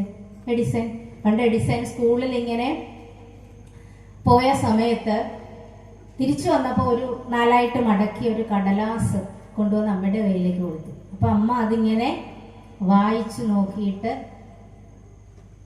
സങ്കടപ്പെടുന്നത് പോലെ തോന്നി. ആർക്ക്? എഡിസന് തോന്നി. അപ്പോൾ എഡിസൺ ചോദിച്ചു, അമ്മ കരയുവാൻ പോവുകയാണോ? അപ്പം അമ്മ പറഞ്ഞു, അല്ല മോനെ, എനിക്കൊരു സങ്കടമേ ഉള്ളൂ. അപ്പോൾ ചോദിച്ചു, എന്താണ് ടീച്ചർ അതിൽ എഴുതി വെച്ചിരിക്കുന്നത്? അപ്പോൾ പറഞ്ഞു, ടീച്ചർ പറയുകയാണ്, നിങ്ങളുടെ മകൻ അതിബുദ്ധിമാനാണ്, അവനെ പഠിപ്പിക്കുന്നതിനുള്ള സൗകര്യം ഈ സ്കൂളിലില്ല, അതുകൊണ്ട് നീ എന്ത് ചെയ്യണം? അമ്മ എന്ത് ചെയ്യണം? നിങ്ങളുടെ മകനെ വേറെ ഏതെങ്കിലും നല്ല സ്കൂളിൽ ചേർക്കണമെന്നാണ് ഇതിൽ എഴുതിയിരിക്കുന്നത്. എന്നിട്ട് അമ്മ പറയുകയാണ്, അയ്യോ എന്താ ക്രിസ്ത്യൻസ് അല്ലേ, അപ്പൊ എന്തായിരിക്കും വിളിക്കുക? കർത്താവെ, ഞാൻ എങ്ങനെയാണ് എൻ്റെ കുഞ്ഞിനെ വേറൊരു നല്ല സ്കൂളിൽ കൊണ്ട് ചേർക്കുക? അങ്ങനെ ഒരു സ്കൂൾ ഇവിടെ ഇല്ലല്ലോ. എന്നിട്ട് മകനോട് പറഞ്ഞു, ഞാൻ നിന്നെ പഠിപ്പിക്കാം. അങ്ങനെ മകനെ ഇരുത്തി പഠിപ്പിച്ചു. കാലങ്ങൾ കഴിഞ്ഞു പോയി. തോമസ് ആൽവ എഡിസൺ ലോകമറിയുന്ന ആളായി തീർന്നു. വർഷങ്ങൾ കഴിഞ്ഞു. അമ്മ മരിച്ചു. ഒരു ദിവസം അമ്മ മരിച്ച ദിവസം അമ്മയുടെ ശവദാഹമൊക്കെ കഴിഞ്ഞ് മകൻ വന്ന് പഴയ തകരപ്പെട്ടി തുറന്ന് നോക്കിയപ്പോൾ ഒരു കത്ത്, പണ്ട് തൻ്റെ ടീച്ചർ തൻ്റെ കയ്യിൽ അമ്മയ്ക്ക് കൊടുക്കുവാൻ കൊണ്ടുവന്ന് അയച്ച് തന്നുവിട്ട കത്ത്. അപ്പോൾ ആ കത്തിൽ എഴുതിയിരുന്നത് എന്തായിരുന്നു?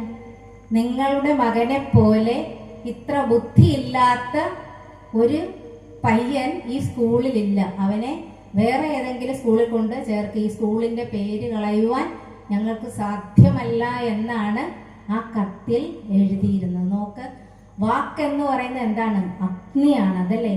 അത് ഈ നമ്മുടെ ജീവിതത്തെ തന്നെ മാറ്റിമറിക്കും. അന്ന് ആ അമ്മ ആ മകനോട് ഇങ്ങനെയാണ് നിന്റെ ടീച്ചർ പറഞ്ഞതെന്ന് പറഞ്ഞിരുന്നെങ്കിൽ, തോമസ് ആൽവ എഡിസൺ പറയുകയാണ്, അങ്ങനെ പറഞ്ഞിരുന്നുവെങ്കിൽ ഞാൻ ഇന്ന് കേവലം ഒരു വിറക് വെട്ടി മാത്രമായി തീരുമായിരുന്നു എന്ന്.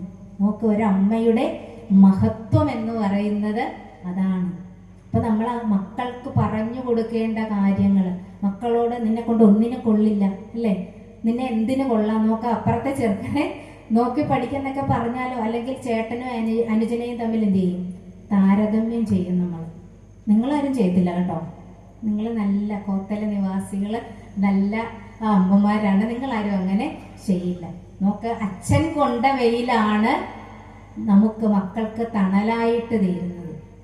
അപ്പോൾ അച്ഛനും അമ്മയും എത്രമാത്രം ബഹുമാനിക്കപ്പെടേണ്ടവരാണ് എന്ന് കേവലം ഇതിന് ഈ ലോക സുഖങ്ങളൊക്കെ ഉപേക്ഷിച്ചു പോയ സന്യാസി വര്യനായിട്ടുള്ള ശങ്കര ഭഗവത്പാദര് കൃതികളിലൂടെ നമുക്ക് പറഞ്ഞു തരികയാണ്. പിന്നെന്താ? മൂന്നാമത്തെ ശ്ലോകം, നദത്തം വാദസ്തേ മരണസമയേ തോയമവിവാ സ്വധാവാനോദേയാ മരണദിവസേ ശ്രാദ്ധവിധിനാ നജപ്തോ മാദസ്തേ മരണസമയേ താരകമനുഃ അകാലേ സംപ്രാപ്തേ മയി ഗുരുദയാം മാതരതുലാം.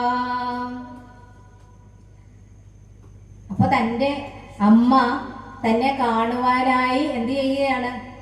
വന്നു, തന്നെ കണ്ടു. താൻ ഇങ്ങനെ അവിടെ ഒരു കുഴപ്പമില്ല, സന്യാസവേഷമൊന്നും ആയിട്ട് പോയിട്ടില്ല എന്ന് മനസ്സിലായിട്ടും സങ്കടം കൊണ്ട് എന്ത് ചെയ്യുകയാണ്? അമ്മ നിന്ന് കരയുകയാണ്. അമ്മയുടെ കരച്ചിൽ കണ്ടപ്പോൾ കൂട്ടത്തിൽ നിന്ന കൂട്ടുകാരും ഒക്കെ കരച്ചിൽ തുടങ്ങി. അത് ഓർത്തിട്ട് അങ്ങനെയുള്ള അമ്മയെ മരണസമയത്ത് ആ അമ്മ വിചാരിച്ചപ്പോൾ എനിക്ക് വേണ്ടതൊന്നും ചെയ്തു തരുവാൻ സാധിച്ചില്ലല്ലോ എന്ന് ശങ്കര ഭഗവത്പാദര് പറയുകയാണ്. ദത്തം മാദസ്തേ മരണസമയേ. നമ്മൾ അമ്മയെ മരണസമയത്ത് മാത്രമല്ല, അതിനു മുമ്പ് തന്നെ നോക്കാൻ തുടങ്ങണം അല്ലേ? അവർ വീണു പോകുമെന്ന് തോന്നുന്നതിന് മുമ്പ് തന്നെ നോക്കാൻ തുടങ്ങണം. മരണസമയത്ത് അവർക്ക് വേണ്ടതെല്ലാം കൊടുക്കണം. അത് എന്തൊക്കെയാണ് ചെയ്തു കൊടുക്കേണ്ടതെന്നുള്ള ഒരു സങ്കടം തൻ്റെ മകൻ ആ അമ്മയോട് എണ്ണിപ്പെറുക്കി കൊച്ചുകുട്ടിയെ പോലെ ഇരുന്ന് പറഞ്ഞു കൊടുക്കുകയാണ്. നദത്തം മാദസ്തേ മരണസമയേ തോയമവിവാ. മരിക്കാൻ നേരം നമ്മൾ എന്ത് ചെയ്യും? അമ്മയുടെ വായിലേക്ക് ഒരിറ്റു വെള്ളമെങ്കിലും ഒഴിച്ചു കൊടുക്കണ്ടേ? ആ സമയത്ത് നമുക്കത് ചെയ്യാൻ പറ്റാതെ നമ്മൾ UK-ലും US-ലും എവിടെയൊക്കെ പോയാലും ഗതി പിടിക്കില്ല ഇല്ലേ? ആ സമയത്ത് നമ്മൾ അവരുടെ സമീപത്ത് വേണം. ഞങ്ങൾക്കറിയാവുന്ന ഒരു കുടുംബം ഉണ്ടായിരുന്നു. 4 ആൺമക്കളാണ്. 4 പേരും UK-ൽ പോയി. UK പോയി നല്ല പൈസയൊക്കെ ഉണ്ടാക്കി. അച്ഛനും അമ്മ നാട്ടിലായിരുന്നു. അച്ഛൻ മരിച്ചു. പിന്നെ ആരാ ഉണ്ടായിരുന്നത്? അമ്മയാണ് ഉണ്ടായിരുന്നത്. അപ്പൊ അമ്മയെ നോക്കുവാനായിട്ട് നാട്ടിൽ ആരുമില്ല. മറ്റു 3 മക്കൾ കൂടി അതൊരാളെ ചുമതലപ്പെടുത്തിയിട്ട് പറഞ്ഞു, നീ എന്ത് ചെയ്യണം, വീട്ടിൽ പോയി അമ്മയെ നോക്കിക്കോ, നിന്റെ കാര്യം ഞങ്ങൾ നോക്കിക്കോളാം. അങ്ങനെ ഇന്നത്തെ കാലത്ത് എത്ര മക്കൾ ചെയ്യും? ഇതൊക്കെ അറിയണമെങ്കിൽ എന്ത് ചെയ്യണം? നമ്മള് നല്ല അറിവ്, ബ്രഹ്മവിദ്യ മക്കൾക്ക് ഉപദേശിച്ചു കൊടുക്കണം. ആ ബ്രഹ്മവിദ്യ എവിടെ കിട്ടും? വീട്ടിൽ കിട്ടുമോ? വീട്ടിൽ നിന്ന് തുടങ്ങണം അല്ലേ? ശുദ്ധി എവിടെ നിന്ന് തുടങ്ങണം? വീട്ടിൽ നിന്ന് തുടങ്ങണം. അടുക്കളയിൽ നിന്ന് തുടങ്ങണമെന്ന് ഗുരുക്കന്മാർ പറയും. അതും ഗുരുക്കന്മാർ പറഞ്ഞു തരും. നല്ല മക്കൾ എന്നുണ്ടാകണം, എന്നുണ്ടാകരുത്, ഇതാര് പറഞ്ഞു തന്നു? ആ ഗുരുക്കന്മാർ പറഞ്ഞു തന്നു. ഏതൊക്കെ ദിവസങ്ങളിലാണ് മക്കൾ ഉണ്ടാകരുതാത്തത് അറിയാവോ? എത്ര പേർക്കറിയാം? ഒന്ന് കൈവെക്കാവോ? ഒരാൾക്ക് കൈവെക്കാവോ? അറിയാവുന്നവരാരെങ്കിലും ഉണ്ടോ? ഏതൊക്കെ ദിവസങ്ങളിൽ കുട്ടികൾ ഉണ്ടാകരുത്? ശ്രീനാരായണ ഗുരുദേവൻ ശ്രീനാരായണ ധർമ്മം എന്ന് പറയുന്ന സ്മൃതി ഗ്രന്ഥത്തിൽ എഴുതി വെച്ചിട്ടുണ്ട്. എഴുതി തന്നിട്ട് 100 വർഷമായി. നമ്മൾ ഇതുവരെ അതൊന്നും പഠിച്ചിട്ടില്ല. ജാതി ഏതുമാകട്ടെ, മതം ഏതുമാകട്ടെ, ഗുരുക്കന്മാരെല്ലാം ഒന്ന് തന്നെയാണ്, ഇല്ലേ? അവരെല്ലാം എഴുതി വെച്ചിട്ടുള്ള കാര്യങ്ങൾ ഒന്ന് തന്നെയാണ്. അവർക്ക് തമ്മിൽ വ്യത്യാസമൊന്നുമില്ല. പക്ഷെ നമ്മൾ അവരെ എന്ത് ചെയ്തു? നമ്മൾ ഓരോ തട്ടിലെ ഇങ്ങനെ മാറ്റി നിർത്തി. അഷ്ടമി, ചതുർദശി, വാവ്, ഗ്രഹണം, അയനസന്ധി, ഉത്സവം, സൂര്യസംക്രമണ കാലം, ഈ ദിവസങ്ങളിൽ കുട്ടികൾ ഉണ്ടാകരുത്. ഏതൊക്കെയാ? ഇനിയിപ്പോ ഈ 40-ാം വയസ്സിലാണ് ഇതൊക്കെ നോക്കാൻ പോകുന്നത്. കേട്ടോണം, പഠിച്ചോണം, മക്കൾക്ക് പറഞ്ഞു കൊടുക്കാം അല്ലേ? കൊച്ചുമക്കൾക്ക് പറഞ്ഞു കൊടുക്കാം. അഷ്ടമി, ചതുർദശി, വാവ്, ഗ്രഹണം, അയനസന്ധി, ഉത്സവം, സൂര്യസംക്രമണ കാലം, ഈ ദിനങ്ങളിൽ മക്കൾ ഉണ്ടാകരുത്. 3 തരത്തിലുണ്ട് മക്കള്. ഏതൊക്കെ മക്കളാണ്? ഉത്തമപുത്രൻ, മധ്യമപുത്രൻ, അധമപുത്രൻ. ഇങ്ങോട്ട് വിളിക്കുമ്പോൾ അങ്ങോട്ട് പോയാൽ അധമപുത്രൻ. ഒരു കാര്യം പറഞ്ഞിട്ട് അതുപോലെ അനുസരിക്കുന്നവൻ മധ്യമപുത്രൻ. പറയാതെ തന്നെ കണ്ടറിഞ്ഞ് കാര്യങ്ങൾ ചെയ്യുന്നവൻ ഉത്തമ പുത്രൻ. ഏത് പുത്രനെ വേണം? ഉത്തമനെ വേണോ? മധ്യമനെ വേണോ? അധമനെ വേണോ? ആരാ തീരുമാനിക്കേണ്ടത്? ആരാ? നമ്മൾ മക്കളെ കളഞ്ഞത് ആരാ? രാവിലെ മക്കളെ വിളിക്കും. ആദ്യം കള്ളം പറഞ്ഞു കൊടുക്കുന്ന ആരാന്നറിയാമോ? നമ്മളാ മക്കളെ, അല്ലേ? രാവിലെ എഴുന്നേക്കാൻ വേണ്ടി മക്കളോട് പറയും, മണി 5 ആയി, എഴുന്നേക്കടാന്ന് പറയും, അല്ലെ എഴുന്നേക്കടി എന്ന് പറയും. കൊച്ചെഴുന്നേറ്റ് ക്ലോക്കയിലേക്ക് നോക്കുമ്പോൾ സമയം എത്രയാ? 4 ആയുള്ളൂ. അപ്പൊ കൊച്ചെന്ത് ചെയ്യും? തിരിഞ്ഞു കിടന്ന് ഒന്നും കൂടി ഉറങ്ങും. എല്ലാ മക്കളും രാവിലെ 3 മണിയാകുമ്പോൾ എഴുന്നേക്കും. മൃഗങ്ങളൊക്കെ എഴുന്നേക്കും. എത്ര മണിയാകുമ്പോൾ എഴുന്നേക്കും? 3 ആകുമ്പോൾ എഴുന്നേക്കും. എല്ലാ ജീവജാലങ്ങളും എപ്പോഴേ എഴുന്നേക്കും? വെളുപ്പിനെ എഴുന്നേക്കും. സൂര്യഭഗവാന്റെ ആ എഴുന്നള്ളത്തെ ഒന്ന് കാണേണ്ടത് തന്നെയാണ് എന്ന് ഗുരുക്കന്മാര് പറഞ്ഞു വെച്ചിട്ടുണ്ട്. ഇതൊക്കെ നമ്മൾ കേൾക്കുമോ? സൂര്യൻ നമ്മുടെ ശരീരത്തിൽ അടിച്ച് അത് ഋണാത്മകമായിട്ട് തിരിഞ്ഞു പോകും കിടന്നുറങ്ങിയാലേ. ആ ശക്തി വിശേഷമൊന്നും നമുക്ക് കിട്ടാതെ പോകും. രാവിലെ എഴുന്നേറ്റ് സൂര്യനെ നോക്കി ആ ഇളം ചൂടൊക്കെ കൊണ്ട് ആ ഊർജമൊക്കെ സ്വീകരിച്ച് അതിരാവിലെ എഴുന്നേൽക്കണം. ഇതൊക്കെ ആര് പറഞ്ഞു തരുന്നതാണ്? നമുക്ക് ഗുരുക്കന്മാർ പറഞ്ഞു തരുന്ന. ഇതുപോലെയുള്ള സന്യാസ ശ്രേഷ്ഠന്മാരൊക്കെ എത്ര കഷ്ടപ്പെട്ടിട്ടാണ് ഇതൊക്കെ മനസ്സിലാക്കി അറിഞ്ഞ്, അല്ലെ, തൻ്റെ ജീവിതം തന്നെ തപസ്സാക്കി മാറ്റിയതാണ് ഗുരുക്കന്മാർ. സ്വയം അറിയലിൽ നിന്നാണ് ഒരു ഗുരു ഉണ്ടാവുന്നത്. അത് പറഞ്ഞു കൊടുക്കുക എന്നുള്ളത് ഒരു ടീച്ചറിന്റെ കടമ മാത്രമേ. പറഞ്ഞ് പഠിച്ചിട്ട് അതങ്ങ് പകർത്തി കൊടുക്കുന്നത് ടീച്ചർ മാത്രമേ ആകൂ. ആജിനോചിത ശാസ്ത്രാർത്ഥം ആചരേസ്താവയത്യവി സ്വയം ആചരതേസ്തു സ ആചാര്യ പ്രകീർത്തിത. ആചാര്യൻ എന്ന് പറയുന്നത് അതാണ് ശങ്കരാചാര്യ. ആചാര്യന്മാരെ നമ്മൾ മനസ്സിലാക്കണം. ഇനി 4-മത്തേത്, മുക്താമണിസ്ത്വം നയനം മമേതി രാജേതി ജീവേതി ചിരം സുതത്വം ഇത്യുക്തവസ്ഥാത്തവ വാജിമാതാ ദദാമ്യഹം തണ്ടുലമേവ ശുഷ്കം. മുക്താമണിസ്ത്വം നയനം മമേതി. ഒരു കുഞ്ഞിന്റെ മുഖം കണ്ടു കഴിയുമ്പോൾ നമ്മൾ നേരത്തെ പറഞ്ഞു അല്ലേ, 57 ഡൽ വേദന അനുഭവിച്ച ഒരു കുഞ്ഞിന്റെ മുഖം നമ്മൾ കണ്ടു കഴിയുമ്പോൾ ആ കുഞ്ഞിന്റെ മുഖത്തേക്ക്